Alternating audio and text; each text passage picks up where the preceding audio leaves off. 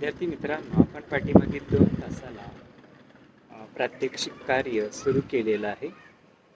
तर पाठीमागील तासाला आपण एकात्मिक कीड व्यवस्थापन याच्यातील घटक सूत्रे हे आपण सुरू केलेलं होतं. त्याच्यामध्ये हरभऱ्यावरील घाटे अळीचे एकात्मिक पद्धतीने कीड नियंत्रण, तसंच ऊसावरील किडीचे एकात्मिक पद्धतीने नियंत्रण आपण पाहत होतो. त्याच पद्धतीने पुढचा जो घटक आहे तो म्हणजे कपाशीवरील किडीचे एकात्मिक व्यवस्थापन. तर मित्रांनो, कपाशीवरती वेगवेगळ्या बोंडअळीचा प्रादुर्भाव झालेला दिसून येतो. अमेरिकन बोंडअळी, शेंद्री बोंडअळी, ठिपक्याची बोंडअळी, त्याच पद्धतीने हिरवी बोंडअळी असेल. तर या बोंडअळ्या तसंच पाने खाणाऱ्या अळ्या, या अळ्यामुळं कापसाचं मोठ्या प्रमाणावर नुकसान झालेलं दिसून येतं. म्हणून त्याच्यासाठी आपण कृती कार्यक्रम हाती घेणं गरजेचं आहे. म्हणजेच एकात्मिक पद्धतीने या बोंडअळ्याचं नियंत्रण आपण करणं आवश्यक आहे. त्याच्यासाठी पहिला उपाय आहे व्यवस्थापनाचा, तो म्हणजे एका गावात आपण कापसाच्या एकाच वाणांची किंवा एका जातीची लागवडीसाठी निवड करणं गरजेचं आहे, जेणेकरून या किडी आपल्याला कमी प्रमाणात कापूस पिकावरती पडलेल्या दिसून येतील. त्याच पद्धतीने बीज प्रक्रियेसाठी आपण इमिडाक्लोप्रिड हे कीटकनाशक 10 ग्रॅम घेऊन ते 1 किलो बियाला बीज प्रक्रिया करायची आहे, किंवा थायोमिथॉक्झाम हे कीटकनाशक 4 ग्रॅम घेऊन 1 किलो कापसाच्या बियाला बीज प्रक्रिया करून त्याची आपण पेरणी किंवा टोकन करू शकतो. त्याच पद्धतीने बीटी कपाशीभोवती आपण 5% बिगर बीटी वाणांची लागवडही करू शकतो, आणि एका आठवड्यात ही लागवड आपण उरकणं गरजेचं आहे. जे हे बिगर बीटी वाण जे आहे तर त्याची 5% जेव्हा आपण लागवड करू या प्लॉट भोवती, तर निश्चितच या वाणामुळं किडीचा प्रादुर्भाव आपल्याला कमी झालेला दिसून येतो. म्हणजेच बाहेरून येणाऱ्या ज्या किडी आहेत त्या या बाहेरच्या बीटी वाण व्यतिरिक्त जी आपण झाडं लावलेली आहेत किंवा बी टोकन केलेलं आहे तर त्या झाडावरती पडतात, आणि निश्चितच तेवढ्या झाडाचं नियंत्रण आपल्याला करून या किडीचं नियंत्रण करता येतं. त्याच पद्धतीने लागवडी अगोदर आपण अर्धी नत्राची मात्रा, संपूर्ण स्फुरद आणि संपूर्ण पालाश कपाशी पिकाला देणं गरजेचं आहे. त्याच पद्धतीने मका, चवळी शेताच्या कडेने जेव्हा आपण मिश्र पीक घेतो तेव्हा सुद्धा या कापूस पिकावरती किडीचा प्रादुर्भाव कमी झालेला दिसून येतो, कारण बाहेरून येणाऱ्या किडी या मका आणि चवळी पिकावरती पडलेल्या दिसून येतात. त्याच पद्धतीने 2 मक्याच्या झाडामध्ये 1 बी चवळीचा असा एक कडेने आपण टोकू शकतो. जे 2 मक्याची बी टोकायचे, 1 चवळीचा, 2 मक्याचे, 1 चवळीचा, असं जेव्हा आपण एक सापळा पीक म्हणजेच संपूर्ण कपाशी प्लॉटच्या भोवती चोहोबाजूनी आपण अशी ओळ मका आणि चवळीची टोकून करू शकतो, जेणेकरून या किडी त्या पिकावरती किंवा त्या सापळा पिकावरती पडतील आणि त्यावरील या किडीचं नियंत्रण केलं असता आतील पिकाला त्याचा प्रादुर्भाव होणार नाही. त्याच पद्धतीने मित्रांनो, पक्ष्यांना बसण्यासाठी कपाशीच्या ओळीमध्ये एक ओळ राळा किंवा ज्वारीची पेरणं गरजेचं आहे. जे 9 ते 10 ओळी जेव्हा कपाशीच्या असतील तेव्हा एक ओळ आपण ज्वारीची किंवा राळ्याची पेरायची आहे, जेणेकरून त्या ज्वारीच्या किंवा राळ्याच्या ताटावरती पक्षी बसतात आणि ते कपाशीवर पडलेल्या या विविध किडीचा नायनाट करतात. म्हणजेच त्या किडी त्या खातात आणि निश्चितच पिकाचा किडीपासून बंदोबस्त होण्यासाठी मदत होते. त्याच पद्धतीने जेव्हा या कापूस पिकाला 50 ते 65 दिवसांनी पाते येण्यास सुरुवात होते त्यावेळेस आपण प्रति हेक्टरी 5 कामगंध सापळे बसवायचे आहेत, जेणेकरून या कामगंध सापळ्यामध्ये या किडीच्या ज्या पतंग आहेत त्या अडकून त्यांचा नायनाट होण्यासाठी मदत होते. तसंच हिरव्या अळीसाठी 8 ते 10 जर पतंग आपल्याला त्या सापळ्यामध्ये अडकलेले दिसून येत असतील तर ट्रायकोग्रामा चिलोनिस हा जैविक घटक किंवा ही परोपजीवी कीड आपण किंवा मित्र कीड म्हणूया त्याला, पण ही कीड प्रति हेक्टरी 1.5 लाख याप्रमाणे 15 दिवसाच्या अंतराने 2 वेळा कापूस प्लॉटमध्ये सोडायची आहे, जेणेकरून ट्रायकोडर्मा चिलोनिसमुळं या विविध किडीचा नायनाट होण्यासाठी मदत होते. त्याच पद्धतीने ट्रायकोकार्ड जे आहे ते 10 अधोरेखित चौकटीनुसार तुकडे करून स्टेपलरच्या सहाय्याने आपण पानाच्या खालील बाजूला लावायचे आहे, जेणेकरून या ट्रायकोकार्डमुळं जैविक पद्धतीने किंवा जैविक पद्धत अवलंबून किडीचं नियंत्रण केलं असं आपल्याला म्हणता येईल. तसंच ठिपक्याची बोंडाळी, अमेरिकन बोंडाळी याच्यासाठी एक वनस्पतीजन्य घटकाची फवारणी म्हणून 5% निंबोळी अर्क तयार करून त्याची फवारणी आपण कापूस पिकावरती करून या अमेरिकन आणि हिरव्या बोंडाळीचे नियंत्रण किंवा ठिपक्याच्या बोंडाळीचे नियंत्रण आपण करू शकतो. आणि साधारणतः 3 वेळा 15 दिवसाच्या अंतराने या निंबोळी अर्काची फवारणी आपण करू शकतो. त्याच पद्धतीने अमेरिकन बोंडाळीसाठी आपण HANPV विषाणूचं 500 मिली द्रावण घेऊन ते 500 लिटर पाण्यामध्ये मिसळून त्याची फवारणी आपण कापूस पिकावरती करू शकतो. तर HANPV म्हणजे काय, तर याच पाने खाणाऱ्या ज्या अळ्या आहेत तर त्यांचा या ठिकाणी लगदा तयार करून त्याचं जे द्रावण किंवा अर्क निघतो, तर निश्चितच रोगाचा प्रादुर्भाव या अळ्याला झालेला असतो. जे विषाणूजन्य रोगाचा प्रादुर्भाव अळ्याला झालेला असतो, त्यामुळे त्या अर्कामध्ये या विषाणूजन्य रोगाचे विषाणू मिसळले जातात आणि निश्चितच अशा द्रावणाची फवारणी पिकावरती केल्यामुळं त्या राहिलेल्या अळ्यांना या विषाणूची बाधा होते आणि त्या किडीचा नायनाट होण्यासाठी मदत होते. त्याच पद्धतीने बोंडाळ्याचं जे नुकसान आहे ते 10% पेक्षा जर जास्त दिसून येत असेल, जे साधारणतः कळ्या, बोंडे, फुले, पाती यांच्या संख्येनुसार आपण हे 10% प्रमाण ठरवणं गरजेचं आहे. त्याच्यासाठी आपण रासायनिक कीटकनाशकाची फवारणी ही शेवटी करू शकतो. तर असं हे कपाशीवरील वेगवेगळ्या किडीचं एकात्मिक पद्धतीने कीड नियंत्रण करून आपण पिकाचा बचाव या वेगवेगळ्या किडीपासून करू शकतो. तसंच द्राक्षावरील किडींचे एकात्मिक व्यवस्थापन असं हा पुढचं प्रात्यक्षिक आहे. त्याच्यातीलच आपण पाहतो द्राक्षावरती सुद्धा वेगवेगळ्या किडींचा प्रादुर्भाव झालेला दिसून येतो. म्हणून या एकात्मिक कीड पद्धतीचा अवलंब किंवा तो कृती कार्यक्रम आपण हाती घेणं गरजेचं आहे.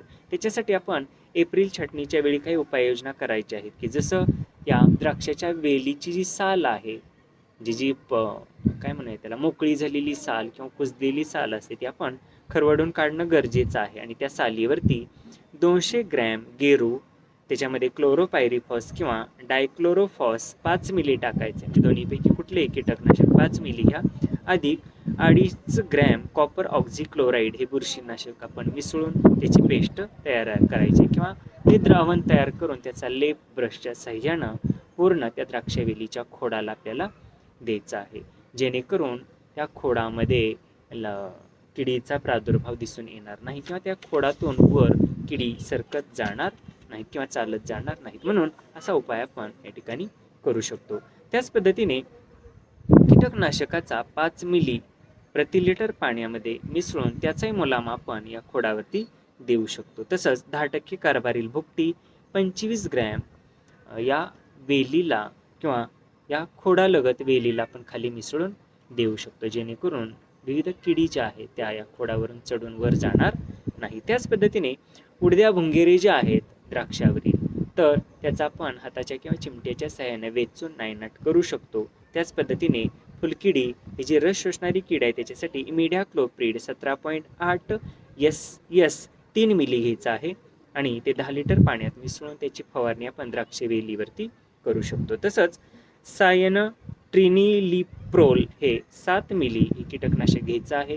ते 10 लिटर पाण्यामध्ये मिसळून त्याचीही फवारणी आपण द्राक्ष वेलीवरती करू शकतो. किंवा फिप्रोनिल हे 80 WG 0.6 ग्रॅम घ्यायचं आहे आणि तेही 10 लिटर पाण्यामध्ये मिसळून त्याची फवारणी आपण द्राक्ष वेलीवरती करायची आहे. तर ह्या एप्रिल छाटणी नंतर करावयाच्या उपाययोजना आपण पाहिलेल्या आहेत.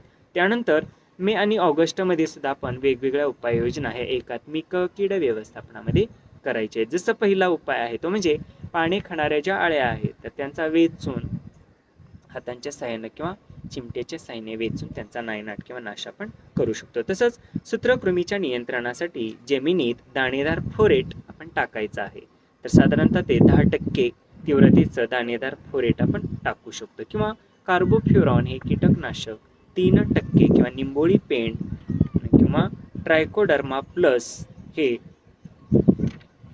10 किलोग्रॅम ट्रायकोडर्मा अधिक मिसळून जमिनीच्या खोडालगत आपण द्यायचा आहे. म्हणजे निश्चितच जैविक बुरशी ट्रायकोडर्मा, तसंच कार्बोफ्युरॉन आहे, निंबोळी पेंड आहे किंवा दाणेदार फोरेट आहे. तर अशी ही वेगवेगळी जैविक आणि रासायनिक कीटकनाशके जमिनीलगत देऊन या किडीचं नियंत्रण आपण करू शकतो. त्यानंतर मित्रांनो, पिठ्या ढेकणाच्या नियंत्रणासाठी आपल्याला क्रिप्टोलिमस मॉन्ट्रोझेरी हे परभक्षी मित्र किडी वापरायचे आहेत, जेणेकरून या पिठ्या ढेकणाचं नियंत्रण होईल.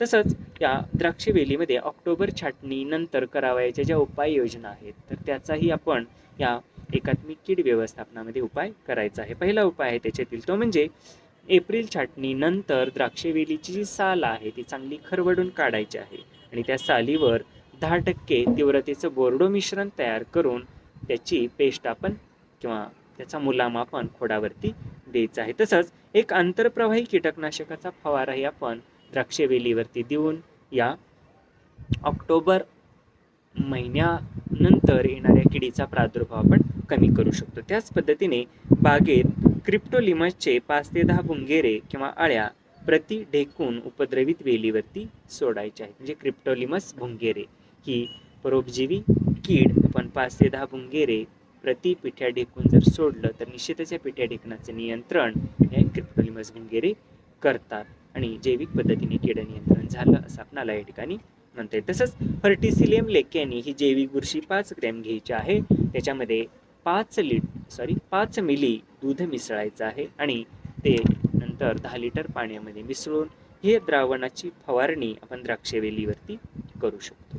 तर असे उपाय आपण द्राक्षेवरील एकात्मिक कीड नियंत्रणासाठी करावयाचे आहेत. त्यानंतर मित्रांनो, कोबीवरील किडीचे एकात्मिक व्यवस्थापनही आपण या कृती कार्यक्रमामध्ये किंवा कृती प्रात्यक्षिकामध्ये करणं गरजेचं आहे. आपण पाहतो कोबीवरती सुद्धा वेगवेगळ्या किडींचा प्रादुर्भाव झालेला दिसून येतो. त्याच्यासाठी आपण वेगवेगळ्या टप्प्यावरती वेगवेगळ्या ह्या एकात्मिक उपाययोजना करू शकतो. जसा पहिला टप्पा आहे लागवडीपूर्वी, जे साधारणतः जमिनीतून सुद्धा वेगवेगळ्या किडींचा प्रादुर्भाव किंवा नंतर सुद्धा वेगवेगळ्या किडींचा प्रादुर्भाव या कोबी पिकावरती झालेला दिसून येतो. त्याच्यासाठी आपण या वेगवेगळ्या किडींना प्रतिकार करणारी गोल्डन एकर ही जी ऑब्जेक्टिव्हला लक्षात ठेवा मित्रांनो, गोल्डन एकर ही व्हरायटी कोबीची जेव्हा आपण लागवड करू तेव्हा वेगवेगळ्या किडीचा प्रादुर्भाव कोबी पिकावरती होणार नाही. तसंच रोपवाटिकेत सुद्धा आपण काळजी घेणं गरजेचं आहे. ज्या ठिकाणी कोबीची रोप आपण तयार करतो त्या ठिकाणी नेट जाळ्याचा वापर करणं गरजेचं, म्हणजे शेडनेट त्या ठिकाणी वरण असं त्याला सांगाडा तयार करून त्या शेडनेटमध्ये आपण रोपं तयार करायचे, जेणेकरून या किडीचा प्रादुर्भाव रोप अवस्थेत कोबी वर्गीय पिकाला होणार नाही. तसंच पुनर्लागणीच्या वेळी तर आपण अगोदर काय करतो तर कोबीची रोपं रोपवाटिकेत तयार करत असतो आणि ती रोपं नंतर मुख्य शेतामध्ये लावतो. तर त्याच्यासाठी आपणाला एक कोबीची रोपं लावणे अगोदर त्या शेतामध्ये मोहरी पेरायची आहे, म्हणजे मोहरीचे पट्टे घालायचे आहेत, जेणेकरून अशी आंतरपीक पद्धती अवलंबल्यामुळं कोबीवर किडीचा प्रादुर्भाव आपल्याला दिसून येणार नाही. तसंच पुनर्लागवडीनंतर सुद्धा आपल्याला काही उपाययोजना करून ही एकात्मिक कीड व्यवस्थापन पद्धती अवलंबायची आहे. जसं मोहरीवर कीड दिसू लागताच आपल्याला 0.1% डायक्लोरोफॉस या कीटकनाशकाची फवारणी करायची आहे, जे रासायनिक उपाय आहे हा. त्याच पद्धतीने कोबीचा गड्डा धरू लागल्यानंतर साधारणतः 28 ते 30 दिवसापासून पुढे 15 दिवसाच्या अंतराने 4% निंबोळी अर्काची फवारणी करून या विविध किडीचं नियंत्रण आपण करू शकतो. त्याच पद्धतीने मित्रांनो, BT 10 ग्रॅम हे किंवा 0.05% कार्टाफ हायड्रोक्लोराईड यापैकी कुठले एक 10 लिटर पाण्यामध्ये मिसळून या द्रावणाच्या 2 फवारण्या आपण कोबी पिकावरती देऊन वेगवेगळ्या किडीचं नियंत्रण करू शकतो. त्यानंतर मित्रांनो, ज्वारी हे पीक आहे, तर ज्वारीवरती सुद्धा वेगवेगळ्या किडींचा प्रादुर्भाव झालेला दिसून येतो. त्याच्यासाठी आपण वेगवेगळ्या एकात्मिक उपाययोजना करायच्या आहेत, की जसं पिकावर या किडीचा प्रादुर्भाव जो आहे तो सुरुवातीच्या 1 महिन्यापर्यंत अधिक प्रमाणात झालेला दिसून येतो. तर त्याच्यामध्ये खोडकिडा ही कीड अत्यंत महत्त्वाची आहे किंवा ही जास्तीत जास्त पडते. तर ही खोडकिडा काय करते तर ज्वारीच्या पोंग्यातून म्हणजे शेंड्यातून आत शिरते आणि खोड पोखरत खाली जाते. त्यामुळे शेंडा वाळतो, झाडाची वाढ खुंटते आणि निश्चितच त्याला उत्पादन मिळत नाही. तसंच हिरवा मावा ही सुद्धा कीड आपल्याला ज्वारीवरती पडलेली दिसून येते. हिरवा मावा हा काय करतो तर रस शोषून घेतो ज्वारीच्या पोळ्या त्या शेंड्यातील किंवा पानातील आणि नंतर कंसातील देठ याच्यातून रस शोषून घेतला जातो आणि ही हिरवा मावा आपल्या शरीरातून चिकटद्रव बाहेर फेकतो, त्याच्यावरती कोळशी रोगाचा प्रादुर्भाव दिसून येतो, म्हणजे काळी बुरशी वाढते आणि निश्चितच दाणे भरणं उत्पादन यामध्ये घट झालेली दिसून येते. तसंच लष्करी अळी ही सुद्धा कीड ज्वारीवरती पडलेली दिसून येते. तर नावाप्रमाणेच ही लष्करी अळी आहे, जे एकदा पिकावरती पडल्यानंतर कमी वेळेमध्ये संपूर्ण पिकाचा फडशा पाडते, संपूर्ण पानं खाऊन फस्त करते. त्यामुळे निश्चितच अन्न निर्मिती, झाडाची वाढ आणि उत्पादनामध्ये घट झालेली दिसून येते. त्याच पद्धतीने मीज माशी आणि दाणे खाणाऱ्या आळ्या ज्या आहेत त्या सुद्धा या कणसातील गर किंवा दाण्यावरती उपजीविका करतात आणि निश्चितच उत्पादनाची गुणवत्ता आणि उत्पादनामध्ये घट झाल्याशिवाय राहत नाही. म्हणून आपण एकात्मिक कीड व्यवस्थापनातील उपाययोजना करणं गरजेचं आहे. त्याच्यासाठी जी संकरित ज्वारी आहे ती मान्सूनचा पाऊस झाल्यानंतर जमीन वापसा येताच आपण त्वरित त्याची पेरणी करणं गरजेचं, म्हणजे एका आठवड्यात सर्व शेतकऱ्यांनी ती पेरणी उरकणं गरजेचं आहे, जेणेकरून किडीचा प्रादुर्भाव त्या पिकावरती होणार नाही. त्याच पद्धतीने एकाच वाणांची लागवड सर्व शेतकऱ्यांनी पेरणीसाठी करायची आहे. त्याच्यामुळे सुद्धा एकात्मिक उपाय हा ठरू शकतो किंवा किडीचा प्रादुर्भाव ज्वारीवरती होणार नाही. तसंच उशिरा पेरणी जर करायची झाली तर त्याच्यासाठी आपण बियाला बीज प्रक्रिया करणं गरजेचं आहे. त्याच्यासाठी थायोमेथाक्झाम 35SF हे 10 ग्रॅम घ्यायचं आहे आणि प्रति 1 किलो बियाला, ज्वारीच्या बियाला बीज प्रक्रिया करून त्या बियाची आपण पेरणी करू शकतो. किंवा इमिडाक्लोप्रिड हे कीटकनाशक 70 WP हे आपण 10 ग्रॅम घ्यायचं आहे आणि ते 1 किलो ज्वारीच्या बियाला चोळून किंवा बीज प्रक्रिया करून नंतर त्या बियाची आपण पेरणी करू शकतो. त्याच पद्धतीने मित्रांनो, खोडकिडा, मावा, कंसातील अळ्या या किडीच्या नियंत्रणासाठी 5% निंबोळी अर्काची फवारणी आपल्याला करता आली पाहिजे किंवा करायची आहे. तर अशी प्रात्यक्षिक आपल्याला करणं गरजेचं आहे. त्याच पद्धतीने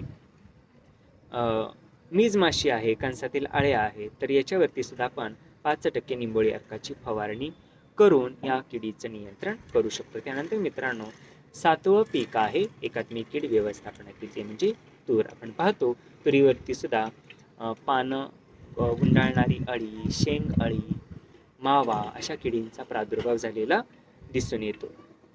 तसंच फुले आणि शेंगा खाणाऱ्या अळ्याही मोठ्या प्रमाणावर दिसून येतात. तसंच शेंगामध्ये पिसारी पतंग या किडीचाही प्रादुर्भाव झालेला दिसून येतो. निश्चितच या ठिकाणी आपण एकात्मिक कीड व्यवस्थापनातील उपाययोजना करायचं म्हणजे काय, तर पहिला उपाय आहे त्याच्यातील पिकांची योग्य पद्धतीने फेरपालट केली पाहिजे. म्हणजे एकदल पिकानंतर द्विदल पिकं घ्यावी, कंदवर्गीय पिकानंतर शेंगवर्गीय वगैरे, जशी तृणधान्यानंतर कडधान्य, हिरवळीची खतं, याशी जेव्हा आपण चांगल्या पद्धतीने पिकाची फेरपालट करू तेव्हा निश्चितच वेगवेगळ्या किडींचा प्रादुर्भाव आपल्या या पिकावरती झालेला दिसून येत नाही. त्याच पद्धतीने आपण बीज प्रक्रिया ही करणं गरजेचं आहे.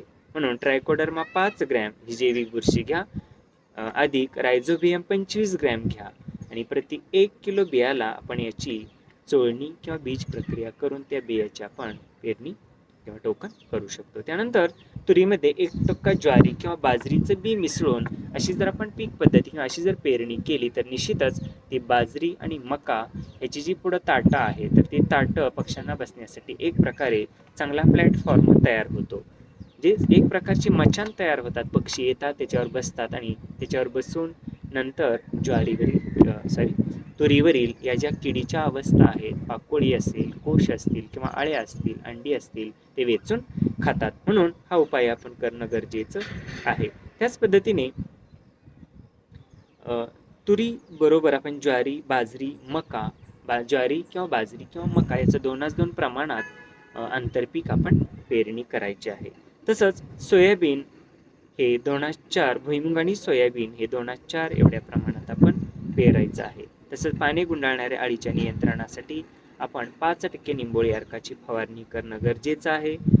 तसंच शेतात काठीचे जे मचान आहे ते प्रति हेक्टरी 20 ते 25 बसवायचे आहेत, म्हणजे पक्षी थांबे बसवायचे, जेणेकरून ते पक्षी त्या काठ्यावरती बसून या तुरीवरील किडीच्या ज्या अवस्था आहेत त्या वेचून खातात आणि कीड नियंत्रण होण्यासाठी मदत होते. तसंच मरोकानी गुंडाळलेली जी पानं आहेत तर ती सुद्धा आपण कात्रीच्या किंवा हाताच्या सहाय्याने तोडून टाकून या किडीचा नाश करू शकतो. तसंच 5% निंबोळी अर्काची फवारणी करू शकतो किंवा अर्क हेलिओकिल फवारणी करू शकतो. म्हणजेच या आळ्याचं 500 मिली द्रावण तयार करून ते द्रावण 500 लिटर पाण्यामध्ये मिसळून त्याची फवारणी आपण या तूर पिकावरती करून या किडीचं नियंत्रण करू शकतो. तसंच शेंगा भरण्याच्या अवस्थेमध्ये जेव्हा ही खूप नुकसानकारक या किडी आपल्याला दिसून येतात, म्हणून त्यावेळेसही आपण इंडोक्झाकार्ब हे रासायनिक कीटकनाशक 14.5% SC प्रवाही असलं पाहिजे, ते 7 मिली घ्यायचं आहे आणि ते 10 लिटर पाण्यात मिसळून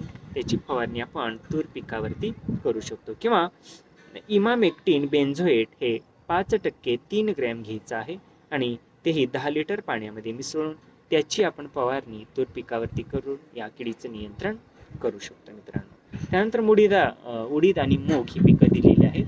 तर आपण थेरीमध्ये सुद्धा हे अभ्यास केला आहे की मावा, तुडतुडे, शेंगा पोखरणारी अळी अशा वेगवेगळ्या किडींचा प्रादुर्भाव आपणाला तुरीवरती झालेला दिसून येतो. त्याच्यासाठी आपण 5% निंबोळी अर्काची फवारणी तूर पिकावरती करून या किडीचं नियंत्रण करू शकतो. त्यानंतर मित्रांनो, भुईमुग हे पीक आहे. तर आपण पाहतो भुईमुगावरती सुद्धा वेगवेगळ्या किडीचा प्रादुर्भाव झालेला दिसून येतो. जसं हुमणी आहे, मावा आहे, फुलकिडे आहेत, पाने खाणारी अळी आहे, तसंच पान पोखरणारी अळी आहे. अशा प्रमुख किडी आपल्याला भुईमुगावरती पडलेल्या दिसून येतात. निश्चित हुमणी काय करते, जमिनीत राहून मुळ्या कुरतडते. मावा, फुलकिडे हे भुईमुग पिकाच्या शेंड्यातील पानातील रस शोषून घेतात, आपल्या शरीरावाटेचे कडद्रव बाहेर फेकतात, पानं शेंडे काळे पडतात. तसंच पानं खाणारी जी अळी आहे, ज्याला स्पोडोप्टोरा असं म्हटलेलं आहे, तर ती पानं अक्षरशः कुरतडून खाते. तसंच पान पोखरणारी अळी जी आहे ती म्हणजे 2 पापुद्रेच्या मधील हरितलवक खाते. ही अळी पान पोखरून खाते आतून, म्हणून त्याला पान पोखरणारी अळी असं म्हटलेलं आहे. तर या किडीच्या नियंत्रणासाठी आपणाला सुरुवातीला बीज प्रक्रिया करणं गरजेचं आहे. त्याच्यासाठी ट्रायकोडर्मा 5 ग्रॅम घ्यायचा आहे. त्याच्यामध्ये जीवाणू संवर्धक 25 ग्रॅम घ्यायचा आहे आणि प्रति 1 किलो बियाला याची बीज प्रक्रिया आपण करू शकतो. तसंच भुईमुगामध्ये आपण मिश्र पीक म्हणून एरंड, सोयाबीन, मका, चवळी या पिकाची लागवड आपण करू शकतो. किंवा या भुईमुगाच्या बियामध्ये आपण ज्वारी, सूर्यफूल, बाजरी मिसळूनही अशी पीक पद्धती आपण घेऊन वेगवेगळ्या किडीपासून जो पिकाचा नुकसान होतं ते नुकसान आपल्याला टाळलं जातं किंवा टाळता येतं. त्याच पद्धतीने सूर्यफूल, बाजरी, तसंच आंतरपीक म्हणून ज्वारी, तूर, बाजरी, सूर्यफूल याची लागवड आपण करू शकतो. तसंच जमिनीमध्ये जर आपण निंबोळी पेंड टाकली किंवा एरंड पेंड टाकली तरी आपल्याला या किडीचा प्रादुर्भाव कमी झालेला दिसून येतो. तसंच पेरणी जी आहे ती योग्य वेळीही उरकणं गरजेचं आहे. भुईमुगाची पेरणी जसं की जेव्हा सोड होईल तेव्हा जर आपण पेरत गेलो तर निश्चितच अशा ऑड पिकावरती विविध किडीचा प्रादुर्भाव झालेला दिसून येतो. म्हणून आपण योग्य वेळेवर पेरणी हा उपाय एकात्मिक कीड व्यवस्थापनामध्ये अवलंबणं गरजेचं आहे. तसंच 5% निंबोळी अर्काच्या फवारण्या 1 ते 2 करणं गरजेचं आहे. तसंच पक्ष्यांना बसण्यासाठी 20 ते 25 मचाण किंवा काठ्या प्रति हेक्टरी आपण लावायच्या आहेत. किंवा फेरोमोन ट्रॅप असतील तेही लावून आपण या किडीच्या अंडीपुंज अळ्या वेचूनही त्यांचा नायनाट करू शकतो. तसंच 5% निंबोळी अर्काची फवारणी भुईमुग पिकावरती आपल्याला करायची आहे. तसंच स्पोडोप्टोरा विषाणू किंवा नोमोरिया बुरशी अशा विषाणू आणि बुरशीची फवारणी ही भुईमुग पिकावरती करून या विविध किडीचं एकात्मिक पद्धतीने नियंत्रण करता येतं. तर मित्रांनो, तर अशा ह्या वेगवेगळ्या पिकावरती वेगवेगळ्या एकात्मिक कीड व्यवस्थापनातील उपाययोजना आपण करू शकतो. त्यानंतर पुढचं 10वं पीक आहे मित्रांनो, ते म्हणजे सोयाबीन. आपण पाहतो तर सोयाबीनवरती सुद्धा तुडतुडे, पाने खाणारी अळी, केसाळ अळी, गर्डल भुंगेरे अशा किडीचा प्रादुर्भाव झालेला दिसून येतो. तुडतुडे पानातील रस शोषून घेतात. पाने खाणारी अळी सोयाबीनची पानं खाऊन फस्त करते. केसाळ अळी म्हणजे अस्वल, ती सुद्धा पानाच्या पाठीमागं राहून अंडी घालते. अंड्यातून अस्वल बाहेर येतात आणि संपूर्ण हरित लवक जे आहेत पानाच्या पाठीमागे ती खाऊन फस्त करतात आणि मोठी झाल्यानंतर संपूर्ण झाडावरती इतरत्र पसरून संपूर्ण झाडाचं नुकसानही ते करतात. तसंच हिरवी अळी म्हटलेलं आहे, तर ती हिरवी अळी सुद्धा पानं खाऊन फस्त करते. तर अशा वेगवेगळ्या किडीच्या नियंत्रणासाठी आपण इमिडाक्लोप्रिड 7 ग्रॅम घ्यायचा आहे. अधिक त्याच्यामध्ये ट्रायकोडर्मा ही जैविक बुरशी 5 ग्रॅम घ्यायची आहे आणि प्रति 1 किलो बियाला या दोन्ही औषधांची आपण बीज प्रक्रिया करायची आहे. तसंच तुडतुडे, पांढरी माशी या रस शोषणाऱ्या किडीच्या नियंत्रणासाठी 5% निंबोळी अर्काची फवारणी आपण करावयाची आहे.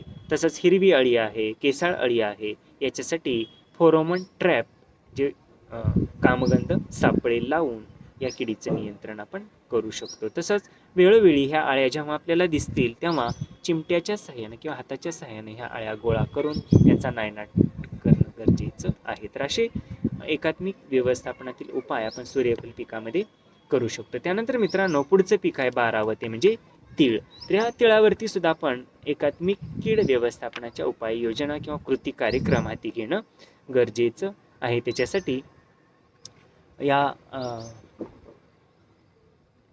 तिळावर पडणारी जी काय कॅप्सूल बोरर ही कीड आहे, तसंच पाने गुंडाळणारी जी आळी आहे, अशा 2 किडीच्या नियंत्रणासाठी आपण उपाययोजना करण्याची गरज आहे. त्याच्यासाठी बीज प्रक्रियासाठी आपण ट्रायकोडर्मा ही जैविक बुरशी, तसंच ॲझोस्पिरिलम हे जैविक खत,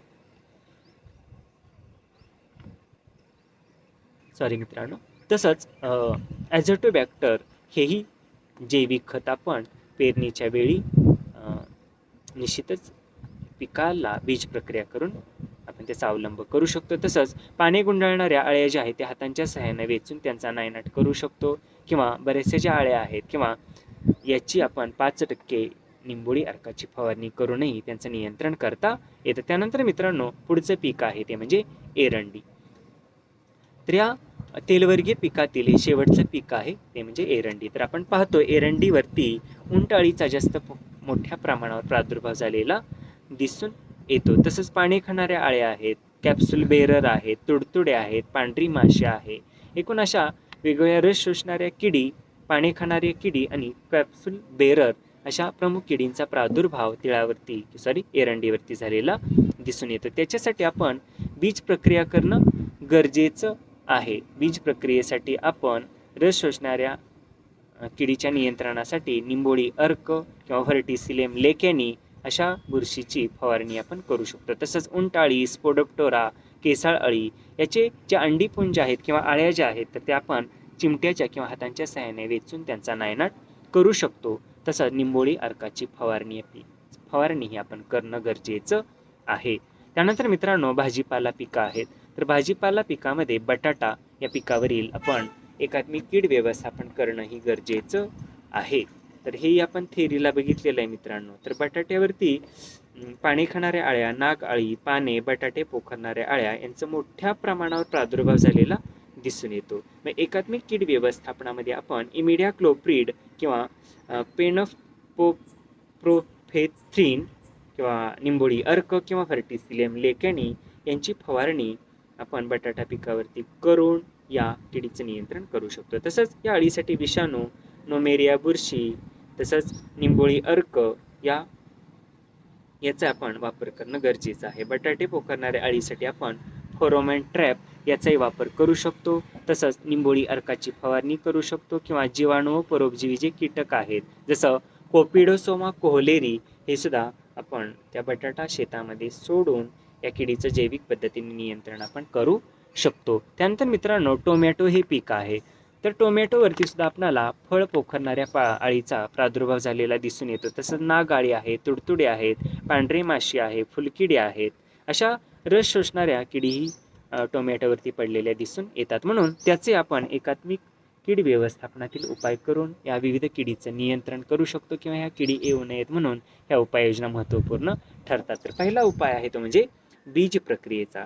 तर बीज प्रक्रियेसाठी आपण इमिडाक्लोप्रिड, कार्बोसल्फान अधिक ट्रायकोडर्मा जैविक बुरशी अशी संयुक्त बीज प्रक्रिया टोमॅटोच्या बियावरती करू शकतो. तसंच टोमॅटोची रोपं तयार करताना आपण त्या गादी वाफ्यामध्ये निंबोळी पेंढी मिसळणं गरजेचं आहे, जेणेकरून जमिनीतील या विविध सूत्रकृमीसारख्या कीटक असतील तर त्याचा प्रादुर्भाव या